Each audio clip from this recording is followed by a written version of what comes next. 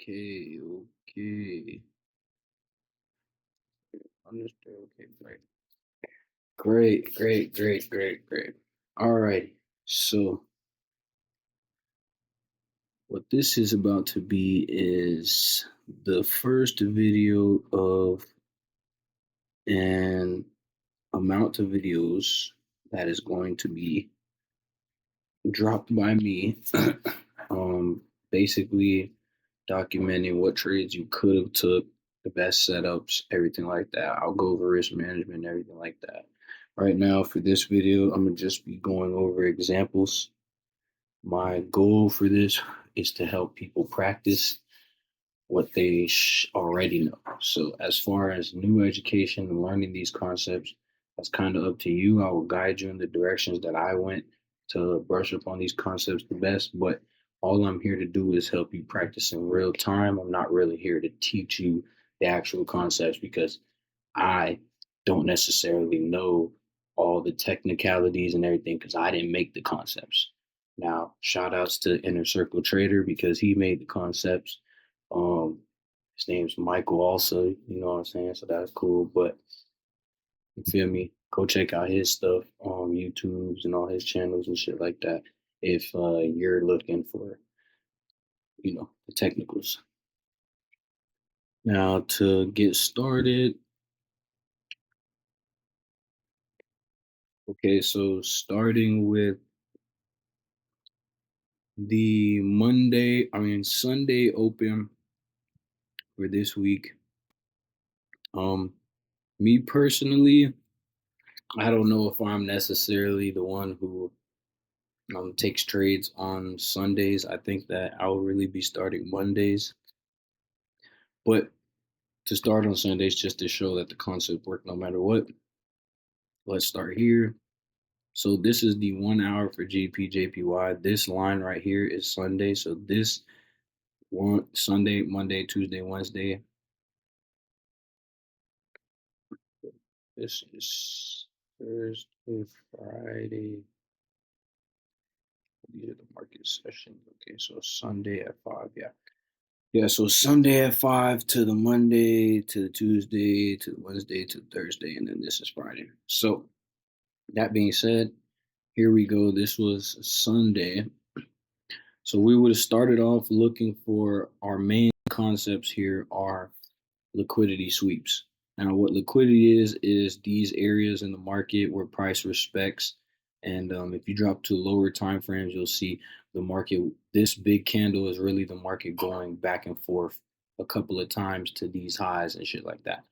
So, um, for right now, a liquidity sweep is going to just be a sweep of any one of these strong areas. So this strong area, why it would have liquidity and what liquidity is orders in the market that retail traders have put in here because they're expecting price to sell because it came to this high, and they're retail traders, so they're expecting this to go down, and they're gonna put in orders all throughout this and get stopped out and everything like that. But for us, we're trading smart money concepts, and smart money concepts is basically we're following the order flows of banks, the institutions who actually move the market for real. So that being said, we would have looked for a high. Here is the previous week's Tokyo high for Wednesday. Right, we could have marked that out, seeing that that was a high that needed to be chased. And then we also had some lows. Right here, maybe this is the previous week. These were moves you could have caught. But for this week and starting with this week, we had this high right here. And that would be a major area to sweep pretty much. All right. So that being said, we would have waited for the open. The open would have opened down here. We would have seen this high up here, and we would have been waiting for this high to be taken out. Now, if we go down to a smaller time frame, like 15 minutes, we would have seen up here, we would have seen that the market actually faked out before the time zone. And now these little sessions that I have outlined are the entry points for me and my specific trading plan. So that's what I'll be teaching you guys and basing off these videos off of my trading plan and how I trade specifically. So I only trade within these windows. If it's outside of these windows, in between these gaps anywhere, I'm not really trading the market during those times. So so let's say we start here. We would have seen that if you got in, if you tried to get in before our time, you could have. I mean, technically you could have, but if you would have bet a good amount, feel me, you would have got stopped out and draw down here. Um, and yeah, you would have stopped out and draw down here when we would have swept this because you would have probably tried to put it stop loss above your high and everything here. So, like we said, we were waiting. When our time started, we started with a good momentum push upwards. We got that. And then we had these relative equal highs here on the 15-minute. Also, another confirmation because we got two relative equal areas, points of highs, and then those got swept out. And that this is the sweep that happened for these highs right here. So it came up, took everybody who put in their sells here and put in their sells here, and then put their stop loss above these highs, would have gotten taken out right here. And then market decides to deliver on price.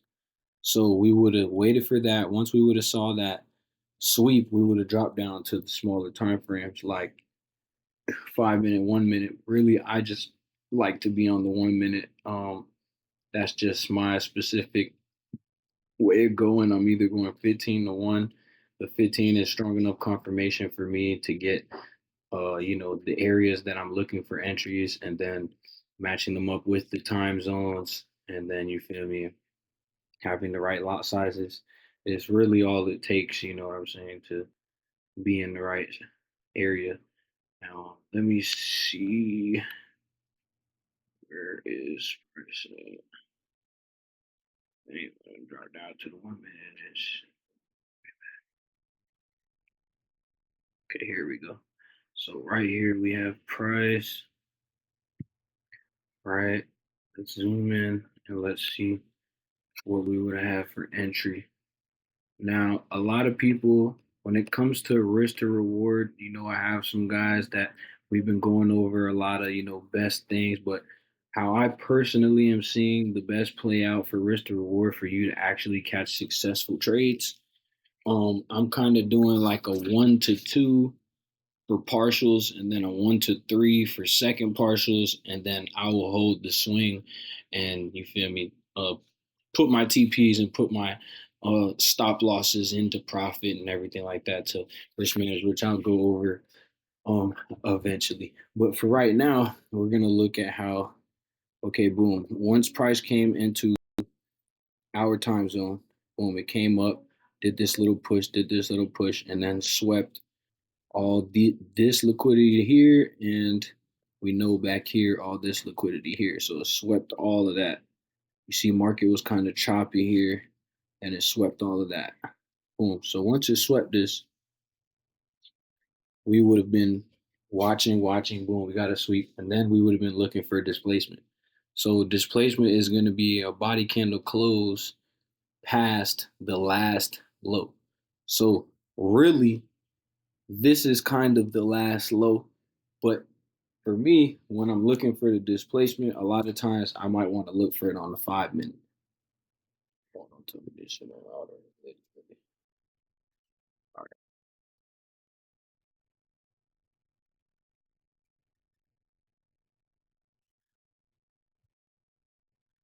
over here. So on the 5 minute, we could have looked here and seen. Bear with me here. This shit is crazy, but all right. So we have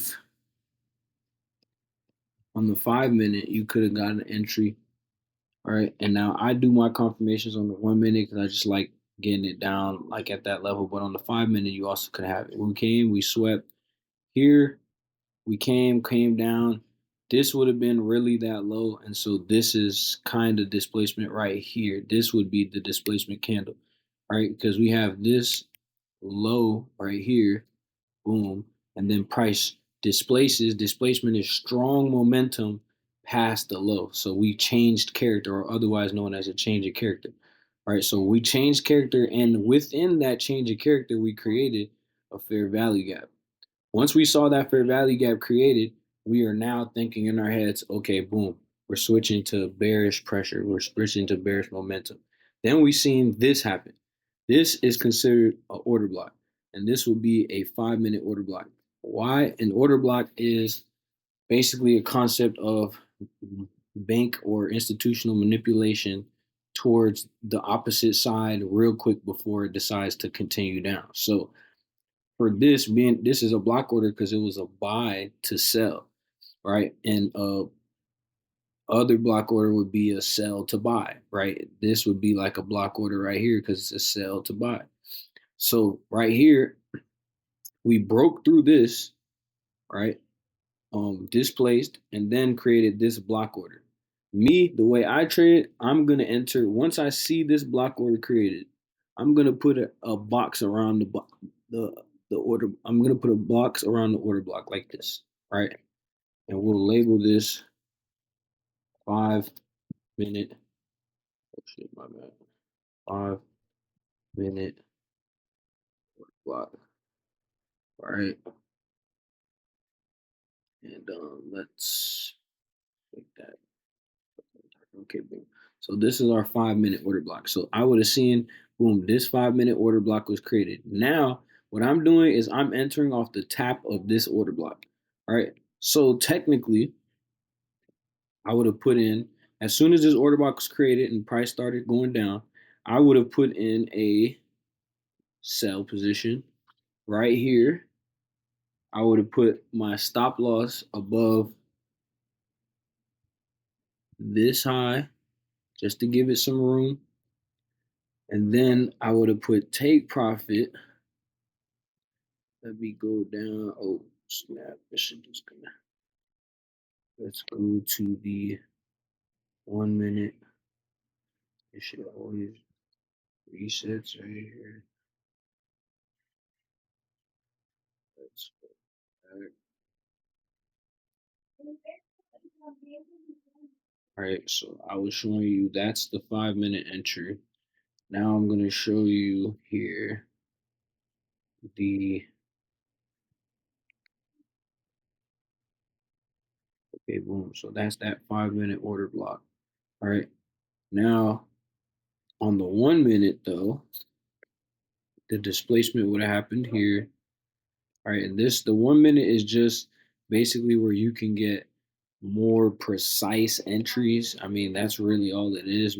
I just like the preciseness of the entry because drawdown really plays with my emotions. So I don't like to experience drawdown. Because of that, I've made my trading plan accordingly to fit my style of emotion, my style of thinking. So anyway, right here we got displacement. Right, when we got this displacement, we push down. This is a little fair value gap, but the displacement on the 1 minute was this candle right here. We closed, right? So then, boom, we got all this, whatever, da da da. All this would have happened, right? Here, came up. All right, we're not really getting the entry we want perfectly. I mean, this is a little tiny kind of fair value gap, but we want three. We really want the three candles or the two, at least two big candles like this. So here again, boom, we came down, and this one we had real actual pressure, like a good amount of actual pressure. So with that one, we got a fair value gap and we got an order block. So even on the 1 minute, if you wanted to go even more fine tuned, then your order block would have been, instead of on the 5 minute, it would have been this little 1 minute order block right here. And then price shot down. And as you can see, came and wicked right back to that order block. You would have got into your entry right there. So your drawdown, this would have been your entry right here at this line. The most drawdown you would have received is over here to this right here, right? But you would have put your stop loss above that high, and you would have been looking to target, for me, I'm putting a decent risk on my account, so I target a small amount of pips. Now for here, I would say I'm doing 20. So right here, all right. If we entered off this order block, this is on the 1 minute, so not that like that. We need it to be, yeah, that's 10, I believe. 36. Okay, yeah. Okay. All right, so we're looking at 20. So right here, right? And if you want it to be more moderate, you feel what I'm saying? You can really just place your stop loss below this, below right here. But for the most part, that's not what we're looking for. When we see these things in price, it is possible that it can go here, but that's why we watch the 5 minute, because it's not possible if we see those confirmations also happen on higher time frames. So on a higher time frame, you know what I'm saying? On a higher time frame, right? It's kind of like I was saying, as far as here, we created this OB and we would have just waited for a tap of that OB. And some people, you feel me, if you want to be real tight ass, you can, me, I don't really care. You can go 50% of this OB and wait for that, but sometimes, you feel me, with my margin, it doesn't really tap. So I like to put, more closer to over here. And on the 5 minute, you see, you would have got an even better entry on a bigger scale. So technically, we would have want to take this trade to the 5 minute, because the 1 minute wasn't giving us exactly, well, it was giving us what we needed, but on a smaller scale. So we would have came to the 5 minute, waited for confirmation, ordered off this OB, and we would have targeted the 20 pips. Me, I'm real martyr. I'm targeting these 20 pips right here. As soon as I get that, I'm taking first partials. So first partials would have been right here. All right. Let's put this green. That would have been your first partials. Second partials would have been at 30. So right here would be your second partials. And then you are writing that the rest of this. Once you take your partials out of this, you're putting your stop loss to break even, which is going to be right around here, right? You feel what I'm saying? And then you're taking your shit. So basically, if you look in this first trade, you could have caught damn near two trades here, because you would have held this. Price literally came and came into your partials. You would have took partials on all that, right? And then price came all the way back up and retested this same order block again and respected that order block. So technically, you could have, if you wanted to, enter the trade again right here, same stop loss. You could put your stop loss above the high. You know what I'm saying? For me, I like to be moderate, but some people, if you want the stats to look packed, if you want the stats to look good, then yeah, you can put your stop loss, somewhere over here and call it a day. But for me, shit, I done seen price do some crazy shit. So, sometimes I'll put it up there to give it some room.